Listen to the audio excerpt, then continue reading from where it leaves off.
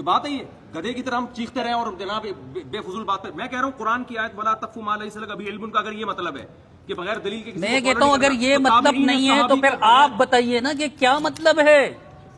میں بھی تو کہہ رہا ہوں کسی تابعی کا، کسی صحابی کا یا کسی عامی کا کسی عالم کو فالو کرنا بشرطے کہ وہ عالم کوئی گلاس پانی دیں، کافی غصہ آ رہا ہے کو فالو کرنے والا ہو، قرآن و سنت کا عالم ہو. پانی دیں گلاس. مفتی صاحب کو کافی غصہ آ رہا ہے، ایک گلاس ایسے پانی عالم اب دیکھیں فضول باتیں نہیں کریں. میں فضول بات نہیں کر رہا، بات جو ہو رہی ہے میری سنیں آپ بیٹھ کے. میں سن رہا ہوں آپ کی بات، ایسا تو نہیں کہ نہیں سن رہا. بہت کام لینے درمیان میں ٹھیک ہے نا. ایسا سیاست نہیں ہے کوئی. میں یہ کہہ رہا ہوں کہ قرآن کوئی یہ پانی پی لیں آپ. نہیں مجھے پانی نہ پلائیں، میں جب پینا ہوگا میں نے خود پی لوں گا ٹھیک ہے نا. ایک عامی آدمی جب کسی عالم کی اتباع کرتا ہے اس اعتماد کی بیس پر کہ یہ مجھ سے زیادہ پڑھا لکھا ہے، مجھ سے زیادہ قرآن و سنت کو مانتا ہے اور اس میں دیانتداری ہے، یہ قرآن و سنت کے خلاف فتویٰ نہیں دے گا، تو ایسی اتباع یہ بغیر علم کے اتباع ہے ہی نہیں. یہ اس تقلید میں داخل ہے جو جائز تقلید ہے.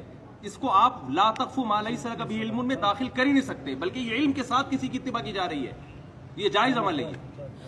جیسے کہ تابعین نے صحابی کی اتباع کی، بعد والے لوگ آپ کے عوام جو ہے اہل حدیث علماء کی اتباع کر رہی ہے، سب تقلیدی ہو رہا ہے. کیوں؟ وہ کہتے ہیں کہ یار یہ قرآن و سنت کو فالو کرتے ہیں لہذا ہم ان کی بات کو اگر ہم مانیں گے تو یہ ہمیں صحیح فتویٰ دیں گے. تو لہذا وہ اس عمل یہ صدیوں سے یہ عمل چلتا چلا آ رہا ہے. ایسے آدمی کی